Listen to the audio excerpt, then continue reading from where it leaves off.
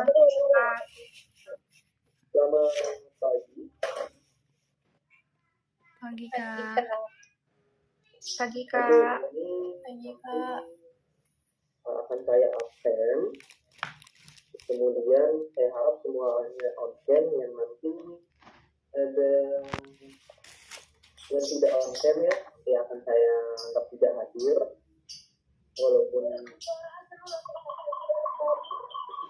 Walaupun nanti dari mahasiswanya ada tapi tidak absen, saya anggap tidak hadir ya.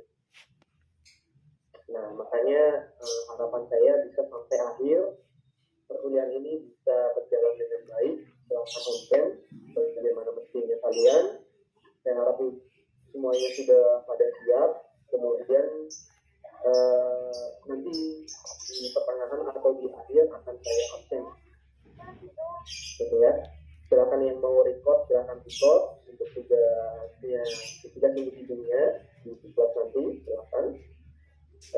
Kemudian sebelumnya saya juga memilih ada 2 kelas, ada di kelas apa ini, kelas C, ada di kelas C juga, jadi mungkin saya ada di 2 tempat ya. Jadi silakan langsung aja dimulai oleh moderatornya. Saya batasi untuk moderator waktu untuk presentasi dari pembukaan sampai dengan selesai tanya jawab, dan untuk saya berikan waktu maksimal 20 menit. Silakan untuk kelompoknya di PPT hanya poin-poinnya saja, tidak usah semuanya dibaca, tapi hanya poin-poinnya saja. Jadi mungkin satu orang bisa 2 menit paling maksimal untuk presentasi, 1-2 menit. Jadi silakan diatur kelompoknya, saya persilahkan nanti PPT-nya silakan ditampilkan supaya saya bisa lihat juga. Untuk itu saja. Ada pertanyaan?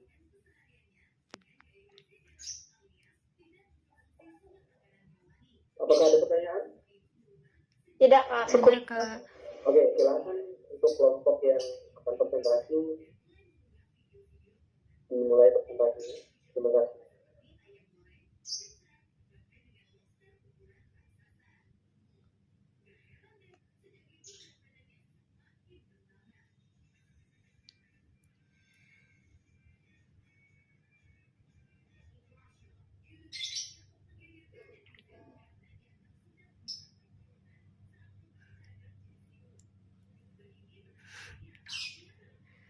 Terkait peristiwa politik atau ide sebuah gerakan para pemimpin konstitusi yang disusun oleh negara bangsa.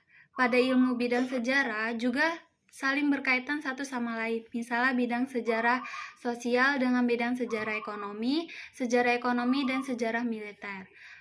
Selanjutnya, menurut George B., perkembangan ilmu politik dibagi menjadi 3 zaman, yaitu zaman Yunani kuno, zaman Romawi, dan zaman modern. Zaman Yunani kuno, yaitu manusia sudah memiliki kesadaran tentang dampak dari ilmu politik yang membahas studi politik sebuah negara. Zaman Romawi, yaitu sudah menonjolkan diri pada proses kajian ilmu hukum, di mana persoalan yang mempunyai peran penting adalah kaitan agama dan negara. Selanjutnya, zaman modern. Zaman ini sudah banyak pendekatan dalam ilmu politik. Nah, di sini saya akan membahas 3 pendekatan, yaitu pendekatan institusionalisme, pendekatan perilaku, dan pilihan rasional. Yang ketiga, pendekatan kelembagaan baru. Yang pertama, pendekatan institusionalisme adalah negara sebagai kajian fokus utama dan memiliki 2 jenis pemisah institusi negara, yaitu negara demokratis dan otoriter. Yang kedua, pendekatan ilmu perilaku dan pilihan rasional adalah menekankan teori dan metodologi dalam mengembangkan studi politik dengan menggabungkan keberagaman dalam masyarakat. Yang ketiga, pendekatan kelembagaan baru, yaitu mengacu pada ilmu pengetahuan seperti ekonomi dan sosiologi. Kegiatan ini dipicu pada perilaku yang melihat politik dan kebijakan publik dari perilaku kelompok atau pemerintah sebagai institusi. Sekian penjelasan dari saya serahkan ke moderator.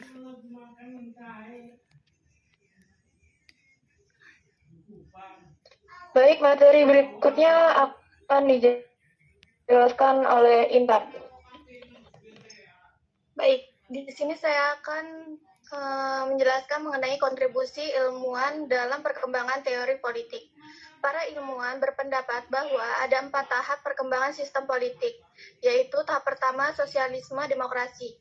Adalah filosofi politik yang menganjurkan demokrasi yang dilaksanakan bersamaan dengan kepemilikan sosial langsung atas produksi. Tahap kedua yaitu kapitalisme. Kapitalisme adalah sebuah mode produksi bertujuan untuk meraih keuntungan sebesar-besarnya dengan biaya produksi yang sekecil-kecilnya. Tahap ketiga yaitu neoliberalisme, adalah pengembangan kebebasan individu agar bersaing secara bebas. Dan tahap keempat yaitu pemerintahan alternatif menawarkan harapan kepada mereka yang ingin menciptakan dunia yang lebih baik untuk diri mereka sendiri dan untuk generasi mendatang. Terima kasih. Baik, materi berikutnya akan dibacakan oleh Susi.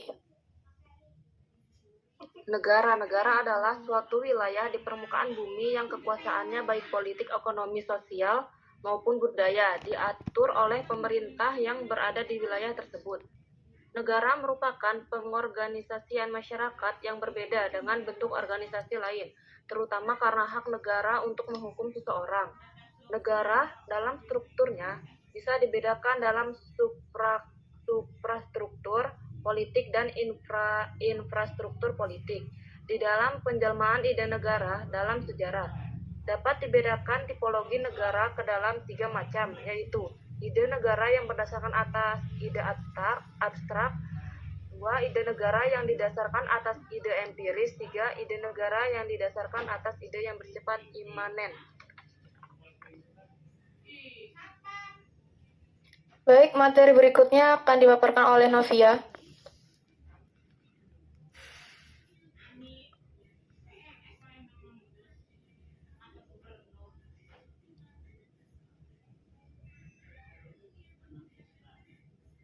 Baik, saya akan menjelaskan mengenai asal-usul, syarat berdirinya negara, dan fungsi negara. Asal-usul negara dapat dilihat dari beberapa teori. Yang pertama, teori ketuhanan. Teori ini menganggap bahwa sesuatu yang ada atau terjadi dalam semesta ini semuanya atas kehendak Tuhan. Yang kedua, teori kekuasaan. Menurut teori ini, negara terbentuk karena adanya kekuasaan. Kekuasaan berasal dari orang yang kuat atau berkuasa. Jadi, adanya negara karena adanya orang yang kuat atau berkuasa atas orang yang lemah. Yang ketiga, teori penaklukan. Teori ini terjadi karena ada sekelompok orang yang menundukkan sekelompok orang lainnya. Yang keempat, teori perjanjian masyarakat.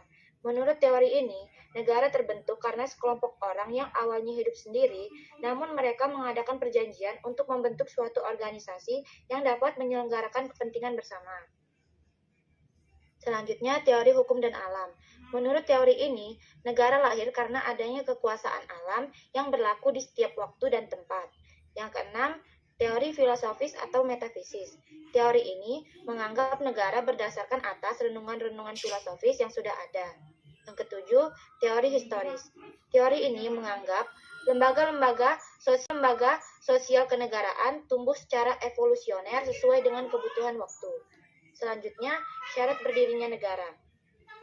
Dalam konteks hukum internasional, negara dimanifestasikan atau terbentuk oleh setidak-tidaknya unsur yang sebagaimana tertuang dalam Konvensi Montevideo tahun 1993 tentang hak dan kewajiban negara, yaitu adanya pemerintah yang berdaulat. Peran pemerintah adalah sebagai atau untuk mengatur dan memiliki kewenangan untuk membuat kesejahteraan, keamanan, maupun ketertiban warga negaranya. Yang kedua, adanya wilayah. Wilayah di sini adalah suatu tempat yang ditinggali suatu kelompok warga negara yang di dalam tempat tersebut terdapat potensi alam yang dapat dimanfaatkan, mulai dari darat, laut, maupun udara. Selanjutnya, adanya warga negara.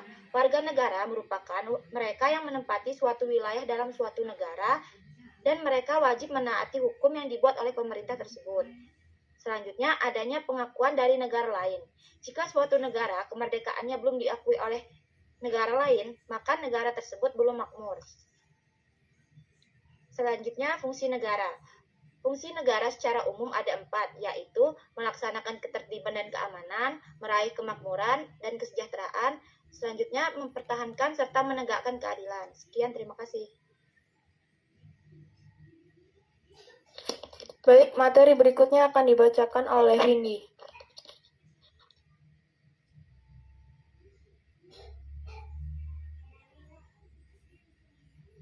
Baik, di sini saya akan membacakan tentang tujuan negara. Tujuan negara itu tidak hanya satu, melainkan banyak dan tidak hanya menjamin kedudukan hukum dari warga negaranya saja, tetapi memakmurkan rakyatnya dan menyelenggarakan kebudayaan.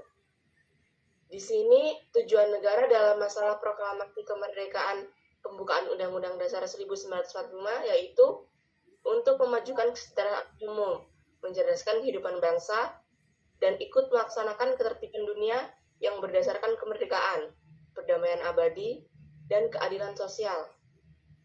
Profesor Mr. Muhammad Yamun berpendapat bahwa tujuan negara dibagi menjadi dua macam, yaitu tujuan nasional dan tujuan internasional.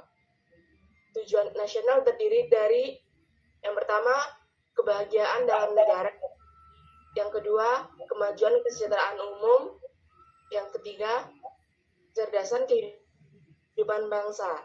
Sedangkan tujuan internasional terdiri dari kemerdekaan, perdamaian, serta keadilan sosial. Mungkin itu saja yang dapat saya sampaikan. Saya kembalikan kepada moderator. Baik, terima kasih untuk teman-teman yang sudah menjelaskan materi tadi. Nah, kita membuka 3 pertanyaan. Untuk teman yang ingin bertanya, dipersilakan. Baik, untuk Ulan.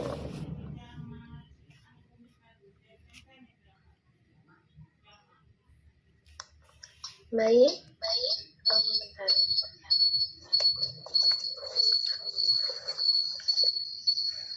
Izin bertanya, perkenalkan nama saya B. Wulandari, NPM 2213032028. Izin bertanya, mengapa kekuasaan diperlukan untuk mempengaruhi kebijakan politik? Uraikan bagaimana pendapat Anda.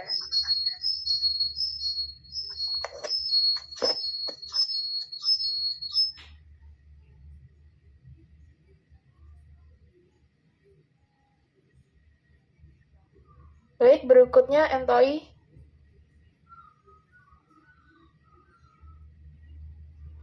Baik, izin memperkenalkan diri. Nama saya Muhammad Thoyyab Ma'ruf dengan NPM 2213032017. Di sini saya ingin tanya, dari pengertian negara tadi kan ada 3 macam yang membedakan tipologi negara. Salah satunya adalah ide negara yang didasarkan atas ide yang bersifat imanen. Pertanyaan saya, ide yang bersifat imanen itu apa? Bisa tolong sedikit dijelaskan? Baik, terima kasih. Berikutnya, Ira. Baik, sebelumnya perkenalkan, nama saya Irawati dengan NPM 2213032029. Saya ingin bertanya tentang perkembangan ilmu politik pada masa Yunani kuno. Yang dibahas oleh Anggita tadi, dari penjelasan tersebut disebutkan bahwa ada dampak dari ilmu politik kan. Nah, dampaknya itu apa? Soalnya tadi saya tidak mendengar penjelasannya begitu. Tolong bisa disebutkan dampak dari ilmu politik pada masa Yunani kuno itu seperti apa? Terima kasih. Baik, terima kasih teman-teman yang sudah bertanya. Beri kami 5 menit untuk mencari pertanyaan.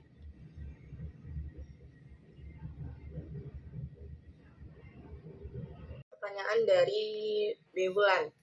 Pertanyaannya, mengapa kekuasaan diperlukan untuk mempengaruhi kebijakan politik? Di sini saya berpendapat bahwa kekuasaan adalah wewenang yang paling utama yang harus dikuasai dan dimiliki oleh setiap politikus. Karena kekuasaan juga dapat mengubah kebijakan pemerintah yang ada. Kekuasaan juga harus jatuh ke tangan yang tepat agar masyarakat dapat sejahtera. Dan jika tidak, maka masyarakat akan bertindak dengan kekuasaan yang dimiliki oleh penguasa atau politikus. Sekian. Baik, terima kasih Windy yang sudah menjelaskan pertanyaan dari Ulan. Apakah bisa diterima oleh Ulan? Bisa. Bagi teman-teman yang ingin menyanggah atau menambahkan, dipersilakan. Baik, untuk Aisyah. Baik, terima kasih. Saya Aisyah Ciciningrum, NPM 2013 032024. Izin bertanya kepada Windy, tadi kan sudah menjelaskan bahwasanya kekuasaan itu kayak bersifat penting. Nah, gimana sih pendapat Anda mengenai kekuasaan yang ada di Indonesia ini? Sudahkah seharusnya atau semestinya atau bagaimana menurut Anda kekuasaan yang ada di Indonesia? Terima kasih.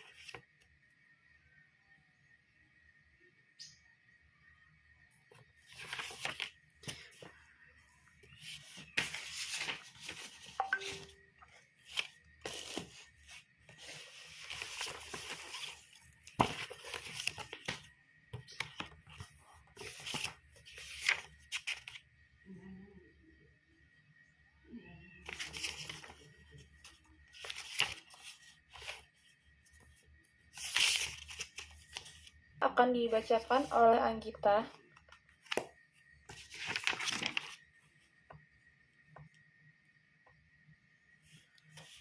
Jadi saya akan menjawab pertanyaan dari Ira. Pertanyaan dari Ira kan tadi dampak dari ilmu politik kan.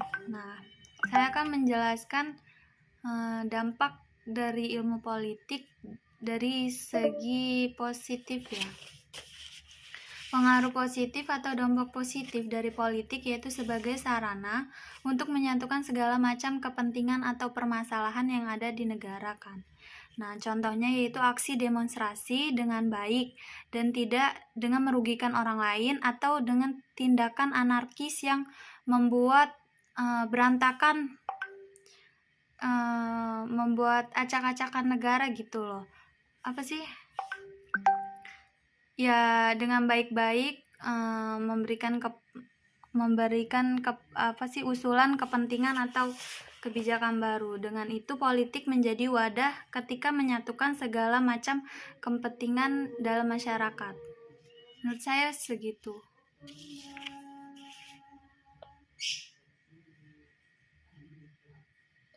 Baik, terima kasih Anggita sudah menjelaskan pertanyaan dari Ira. Apakah bisa diterima oleh Ira? Maaf, di sini suaranya kurang jelas. Jiwa saya kurang paham. Bisa tolong diulang dan suaranya agak dikeraskan begitu. Di sini kan dampak dari dampak dari ilmu politika. Nah, dampak positifnya itu yaitu sebagai sarana untuk menyalurkan atau menyatukan segala macam kepentingan yang ada. Contohnya itu aksi demonstrasi, tapi dengan cara baik, tidak dengan merugikan orang lain atau tindakan anarkis. Nah, dengan itu politik menjadi wadah ketika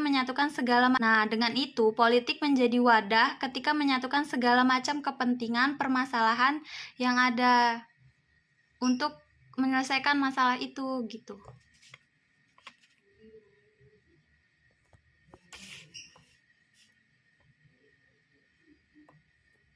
Maksudnya sih?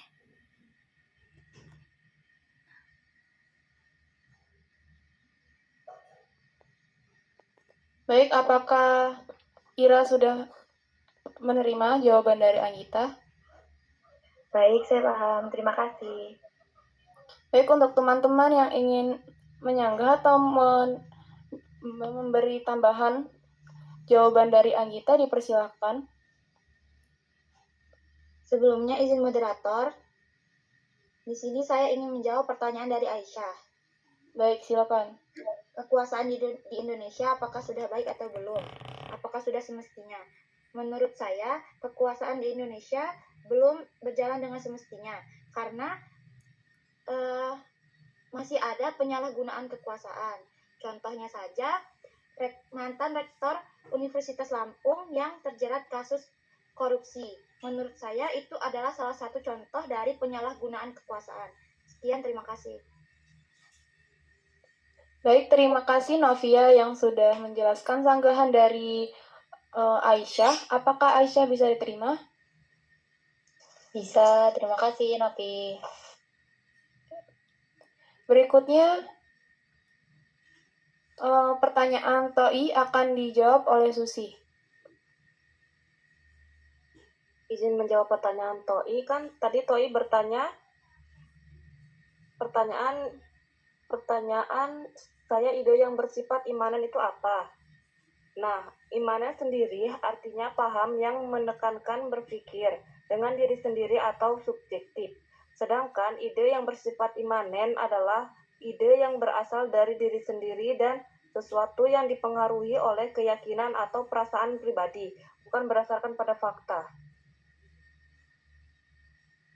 Baik, terima kasih Susi telah menjawab pertanyaan TOI. Apakah TOI bisa diterima? Bisa.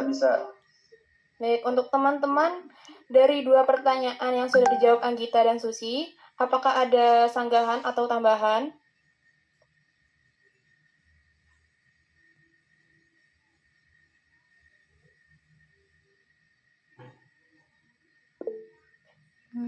Cukup. Baik, mungkin itu.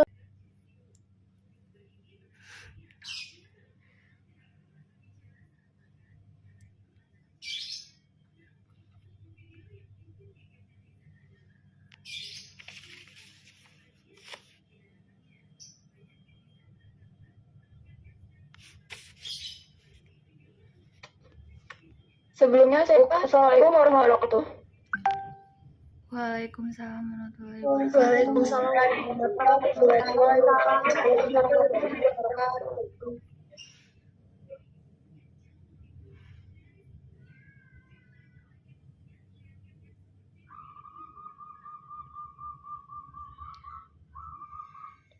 Di sini saya, moderator dari kelompok 2, akan mempresentasikan hasil kerja kelompok kami, yaitu teori politik dan negara.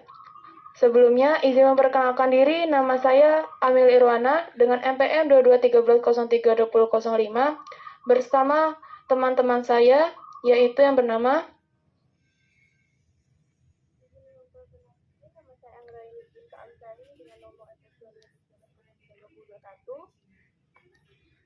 Izin memperkenalkan diri, nama saya Anggita Aprilia, NPM 2213032036. Perkenalkan, nama saya Supriyati, 2213032035. Izin memperkenalkan diri, saya Novi Irmani Putri dengan NPM 2213032006. Izin memperkenalkan diri, saya Intan Primawita dengan NPM 22130320004. Izin memperkenalkan diri, perkenalkan nama saya Windy Adelia dengan NPM 22130320037.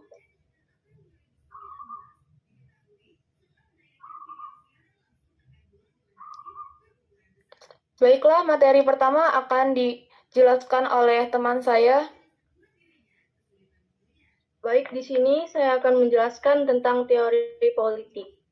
Teori politik itu adalah bahasan dan generalisasi dari fenomena politik, yaitu tujuan dari kegiatan politik, cara mencapai tujuan politik, kemungkinan dan kebutuhan yang ditimbulkan suatu situasi politik tertentu, dan kewajiban yang diakibatkan oleh tujuan politik. Nah, teori politik ini dibagi menjadi 3 macam, yaitu filsafat politik, teori politik sistematis, dan ideologi politik. Terima kasih. Selanjutnya, saya akan menjelaskan tentang perkembangan politik. Saya akan menjelaskan